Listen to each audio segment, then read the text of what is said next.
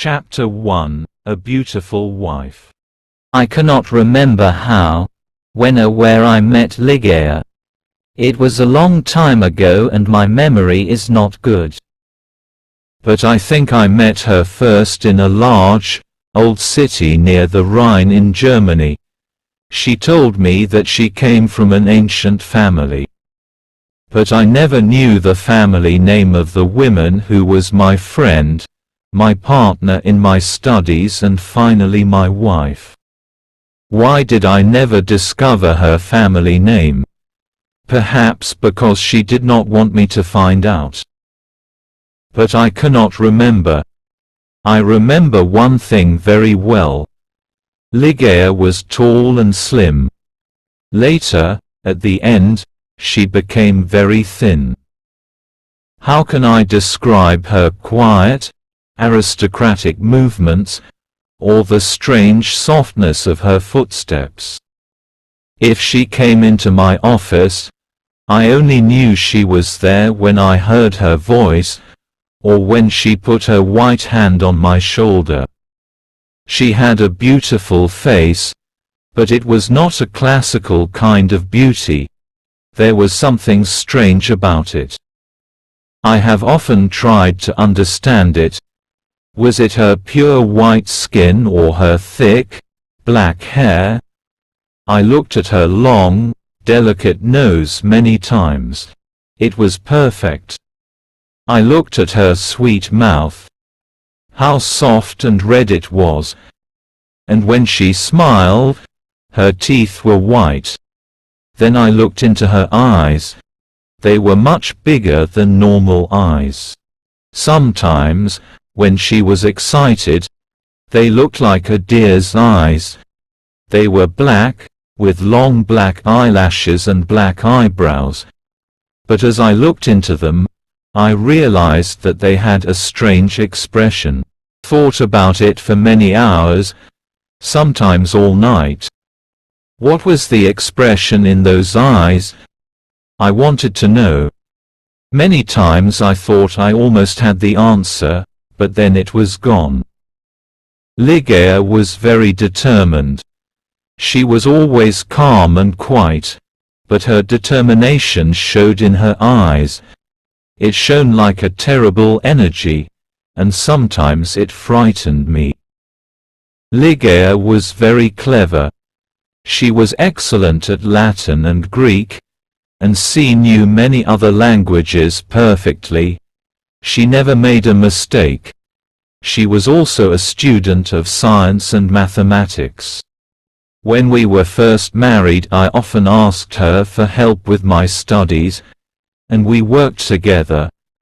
But after she died, I was alone. Without her, I was like a child in the dark. When she first became ill, she did not come to help me as often as before. She lost weight and her skin became pale and transparent. When I saw that she was dying, I felt desperate. Ligeia resisted death with all her energy. She was determined to live. I watched in agony as she fought for life.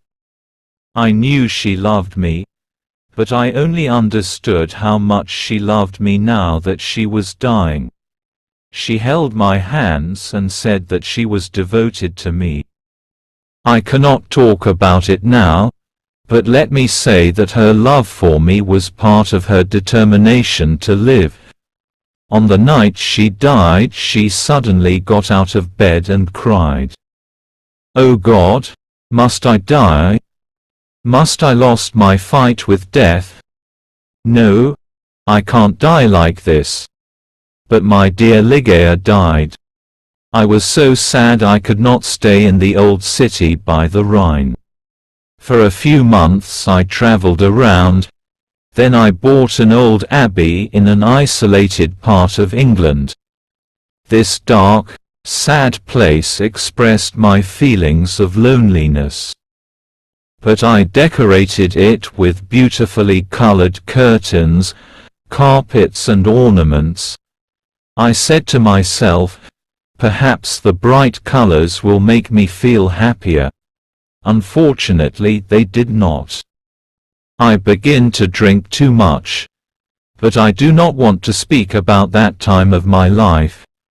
I will only say that one day I married Lady Rowena Trevanion of Tremaine. My new wife had blonde hair and blue eyes. She was very different from my first wife, but how could I ever forget Ligeia? Chapter 2. A Fight with Death.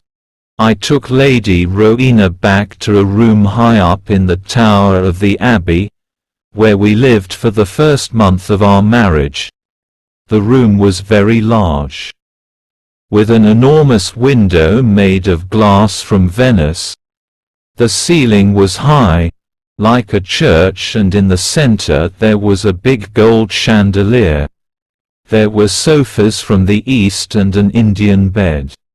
On the walls were long tapestries, like carpets, with designs made of gold. The tapestries moved every time the wind blew. My wife was afraid of me because I was often sad and depressed. She did not love me much and stayed away from me, but I preferred this. I always thought about Ligeia, my beautiful Ligeia, dead in the tomb. Sometimes in my dreams I called to her in the night. I imagined that perhaps my love for her could bring her back to me. At the beginning of the second month, Lady Rowena became ill. She did not sleep very well, and told me she could hear sounds and movements in the tower. "You have a fever," I said. "You're imagining things." She got better, but then she went back to bed with a second illness, worse than the first. The doctors could not understand it. Again Rowena began to hear little sounds and movements in the bedroom, and they frightened her. One night at the end of September she woke up suddenly. I was sitting on a sofa by her bed. She whispered to me that she could hear sounds and see movements, and there was a frightened expression on her thin face. But I saw and heard nothing. "It's the wind," I explained. "You can see the tapestries moving in the wind." But her face was white with fear, and she nearly fainted. I remember that there was some wine on the table on the other side of the room. As I walked under the light of the chandelier, a strange thing happened. I felt something invisible pass me, and on the carpet I saw a shadow, almost the shadow of a shadow. I decided to say nothing to Rowena. I poured out a glass of wine and gave it to her. Then I sat on the sofa and watched her. After some moments I heard very quiet footsteps on the carpet, coming towards the bed. A second later, as Rowena was about to drink the wine, I saw, or perhaps I dreamed that I saw 3 or 4 large drops of a bright red liquid fall into the glass. Rowena did not see it. She drank the wine, and I said nothing because I thought it was only my imagination. After this, Rowena's health got much worse, and on the third night she died. Her servants prepared her for the tomb, then covered her with a sheet. The next night I sat alone with her body in the bedroom.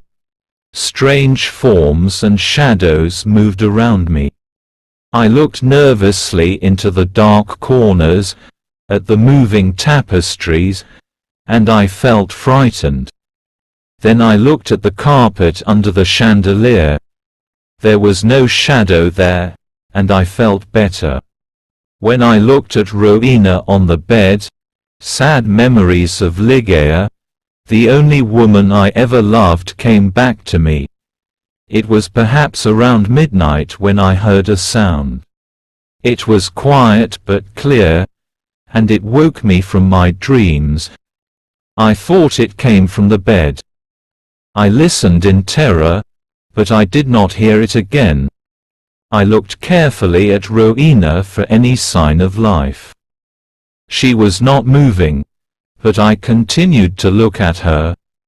Minutes passed. Then I noticed a little color in Rowena's face.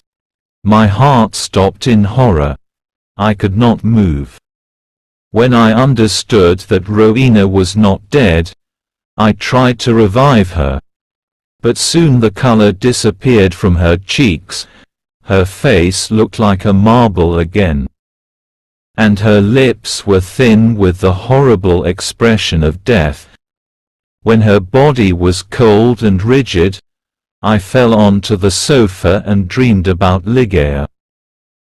An hour later I heard the same sound as before. I listened. Yes, there it was again. A sigh from the bed.